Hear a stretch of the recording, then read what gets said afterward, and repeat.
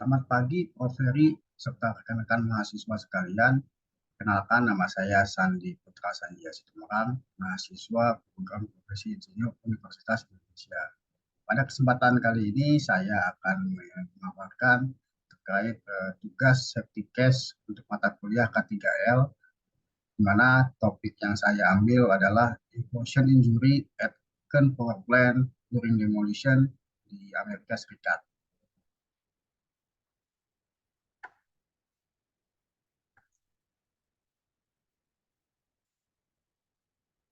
Baik, ini adalah tugas safety case dengan studi kasus yang terjadi pada pembangkit listrik di Kern Power Plant saat kerjaan pembongkaran yang terjadi di Amerika Serikat. Ini adalah tabel of content yang akan saya paparkan pada kesempatan kali ini, mulai dari deskripsi kasus, fault analysis, inventory analysis, skenario preventif, serta skenario mitigatif yang akan dilakukan. Ini adalah overview dari kejadian di mana Pacific Gas and Electric Company, yaitu owner yang memiliki pabrik power plant, membangun pabrik dengan range 1945 sampai dengan 1950, serta mengoperasikannya pada tahun 1948 hingga 1985, di mana power plant tersebut memiliki dua pembangkit utama. Kemudian power plant tersebut menyediakan daya 180 MW ke wilayah sekitarnya dengan boiler dan generator turbin uap. Serta pada tahun 1985 power plant tersebut dalam kondisi standby. Kemudian tahun 1994 aset-aset produksi generator dibukukan oleh owner tersebut. Serta pada tahun 2011 dicanangkan mulai pembongkaran pabrik tersebut, dan peledakan boiler merupakan salah satu rencana pembongkaran yang akan dilakukan. Sebelah sini adalah lokasi daripada pabrik tersebut, yaitu terdapat di California, Amerika Serikat.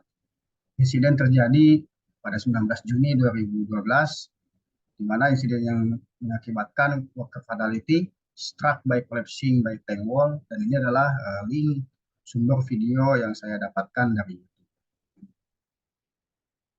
Deskripsi kasus Pacific Gas meledakkan bahan peledak untuk menjatuhkan boiler di power plant telah tidak beroperasi yang di Kurzweil, California. Jadi ledakan tersebut tidak sesuai dengan rencana di awal dan mengakibatkan boilernya rubuh, bangunannya rubuh, namun puing-puing saat proses peledakan itu berterbangan sejauh 1.400 kaki atau 500 meter, sehingga puing-puing tersebut menghantam kerumunan orang di sekitarnya. Kebetulan pada saat pembongkaran adanya kerumunan orang untuk menyaksikan proses pembongkaran tersebut, di mana akibatnya puing-puing tersebut menghantam kerumunan orang tersebut, kemudian merusak sarana dan prasarana di area tersebut, dan mengakibatkan setidaknya ada 5 warga yang terluka seperti itu, satu krisis, dan yang lainnya terjadinya kerusakan pada kendaraan maupun pada bangunan sekitarnya.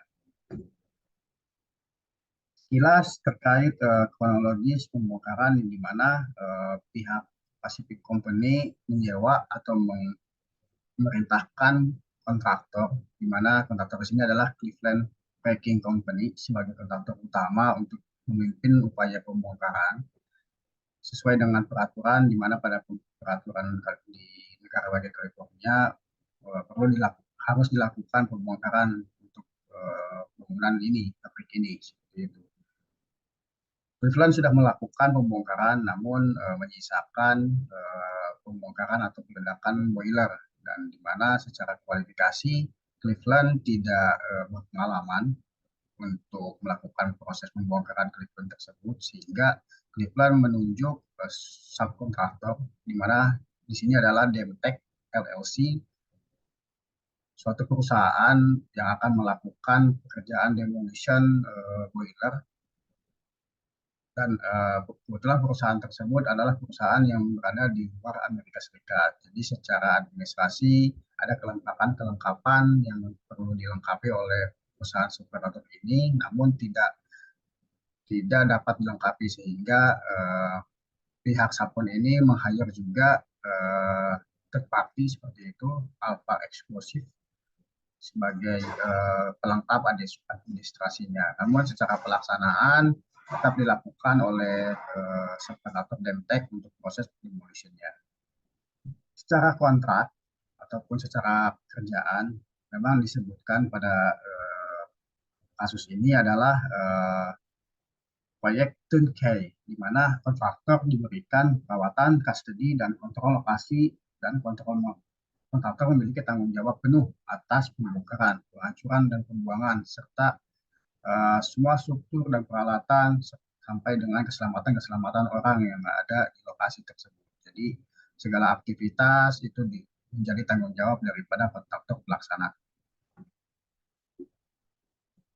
Berdasarkan fakta serta bukti yang telah didapatkan seperti itu bahwa terjadinya ledakan yang mengakibatkan puing-puing berterbangan dan menghantam kerumunan orang itu salah satunya diakibatkan adanya over pemasangan daripada bahan peledak tersebut, di mana berdasarkan data yang diperoleh terdapat 15 kali jumlah peledak yang melebihi rencana.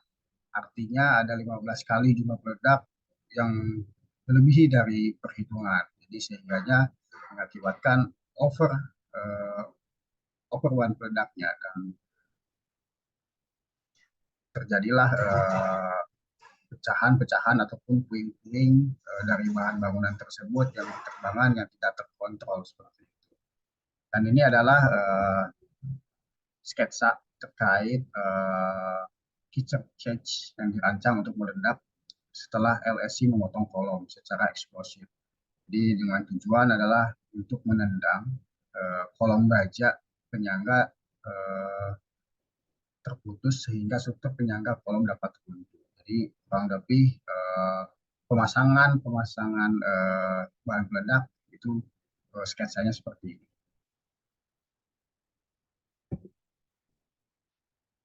Dari hasil investigasi yang telah dilakukan terdapat beberapa poin kesalahan-kesalahan yang dilakukan oleh Superator Demtek, diantaranya yang pertama adalah Demtek gagal melakukan pendekatan ilmiah untuk menentukan beban ledakan yang tepat, termasuk jenis atau berapa banyak bahan peledak yang akan digunakan untuk ledakan tersebut.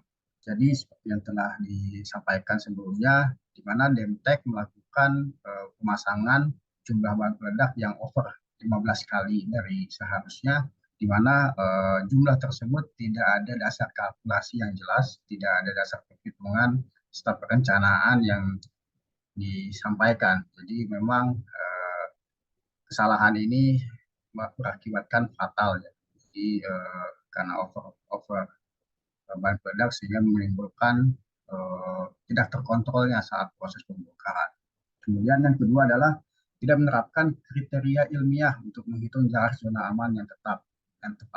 Jadi saat proses pembongkaran memang ada kerumunan warga di situ yang dimana jarak antara lokasi serta kerumunan warga itu kurang lebih di 500 meteran, 300 sampai 500 meteran.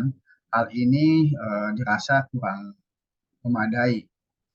Jadi radius aman yang ditetapkan itu masih jauh dari kriteria aman dan masih terbilang sangat dekat.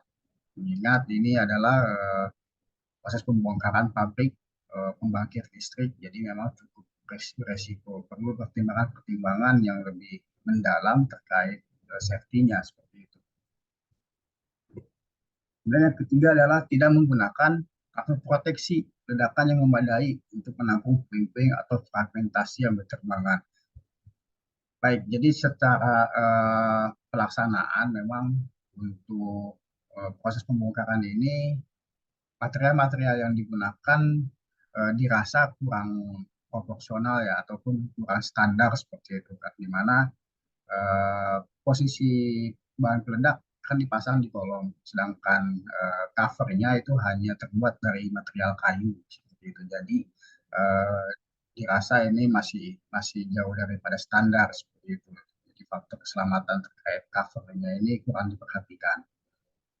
Lalu yang keempat, kita melakukan koordinasi dengan insinyur yang di bidang yang lain dan tidak menggunakan simulasi pemodelan untuk memvalidasi ataupun mensimulasikan pola keruntuhan pada saat ledakan. Jadi pihak Demtek tidak melakukan koordinasi dengan insinyur di bidang yang lain seperti insinyur struktur bangunan, insinyur metalurgi ataupun eh, di bidang yang lain sehingga kurangnya masukan daripada di bidangnya insinyur di bidang yang lain serta pihak Demtek tidak melakukan simulasi terkait pola keruntuhan. Jadi ini merupakan kekurangan tersendiri karena tidak melakukan simulasi sehingga pola keruntuhan tidak dapat terprediksi. Jadi ini hasil investigasi di mana menemukan barang bukti bahwa Demtek berdasarkan parameter desainnya masih salah, tidak ada dasar-dasar perhitungan yang jelas, hanya berdasarkan pengalaman di masa lalu.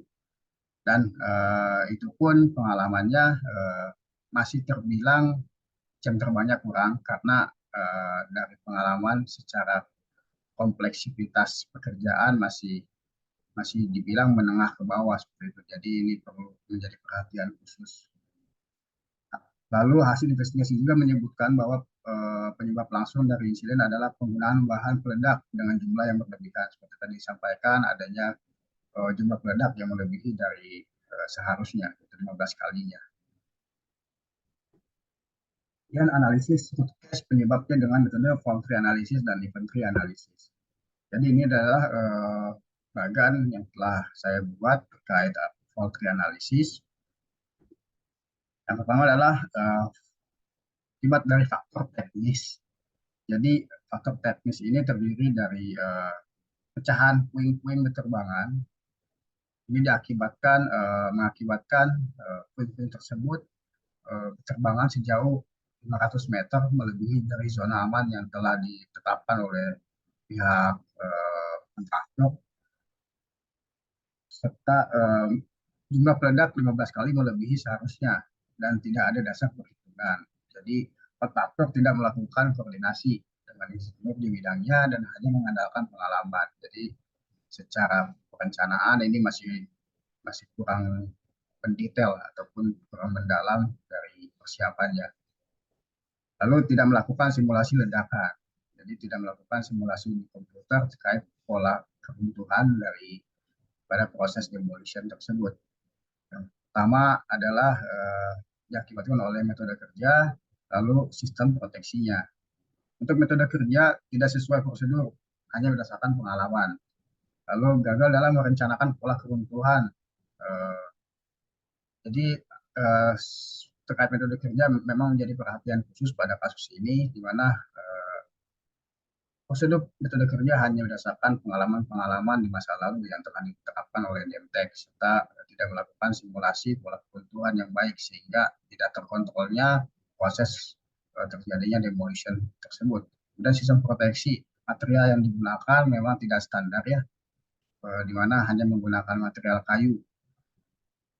Lalu dalam hal safety gagal dalam mensterilkan area zona aman. Jadi dirasa dengan radius yang 300 meter yang diterapkan oleh pihak kontraktor itu masih dirasa terlalu dekat dan kurang safety.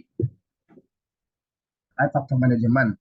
Faktor manajemen untuk Pacific Company sebagai owner di sini secara informasi yang didapat pemilihan kontraktor serta pengawasan terhadap kontraktor tersebut, di mana pemilihan kontraktor memilih kontraktor yang kurang berpengalaman, di mana kontraktor utama di sini adalah Cleveland. Kemudian Cleveland secara track record-nya masih belum banyak kerjaan pembongkaran untuk boiler pada khususnya. Kemudian pemilihan kontraktor cacat saat proses tender. Jadi informasi yang didapat pemilihannya masih berbau isu-isu yang tidak bagus untuk proses pemilihan saat tender. Setelah pengawasan kontraktor kurangnya manajemen pengawasan saat pelaksanaan, dan tidak melakukan validasi data keamanan dan kontraktor ataupun subkontraktor. Ini adalah faktor kontraktor di mana terdiri dari kualifikasi kontraktor tersebut, di mana Menkon tidak berpengalaman ataupun kualifikasinya kurang dalam pekerjaan ini, serta menunjuk subkontraktor yang secara pengalaman juga masih belum belum belum cukup banyak yang terbanyak untuk menangani kasus yang lebih kompleks. Kemudian pekerjaan demolition boiler diberikan ke subkontraktor. Izin kerja menggunakan pihak ketiga, yaitu tadi perusahaan Alphard atau perusahaan lokal di California untuk melengkapi administrasinya. Perencanaan demolition gagal, di mana adanya kelebihan bahan peledak yang mengakibatkan pola keruntuhan tidak terkontrol. Lalu subkontraktor kurang berpengalaman. Ini bisa diakibatkan diantaranya bisa akibat persiapan ataupun dari pengalaman. Kalau kita tinjau dari persiapan, memang waktunya cukup mepet ya. Jadi mungkin tidak ada data teknis perencanaan yang disiapkan sebelumnya, karena lalu tidak melakukan simulasi perencanaan di software, dan dari sisi pengalaman belum melakukan kasus yang lebih kompleks serta menerapkan konsep hanya sebatas pengalaman di masa lalu. Lalu ini adalah analisis untuk inventory analysis, pekerjaan demolition, terjadinya ledakan, use and scientific approach to determine to proper blast load. Jadi tidak adanya kajian untuk perhitungan ledakan tersebut. Lalu di sini tidak berkonsultasi dengan engineer terkait sistem peledakan ataupun sistem struktural bangunan tersebut. Jadi tidak menggunakan pemodelan komputer ataupun tidak melakukan simulasi engineering dalam hal ini software untuk menentukan pola keruntuhan dari bangunan tersebut, dan tidak menerapkan kriteria zona aman yang lebih safety seperti itu. Dirasa zona aman yang telah diterapkan oleh kontraktor itu masih terbilang cukup dekat, jadi kurang safety. Kemudian terkait cover yang digunakan, di mana masih kurang standar seperti itu, hanya menggunakan material kayu.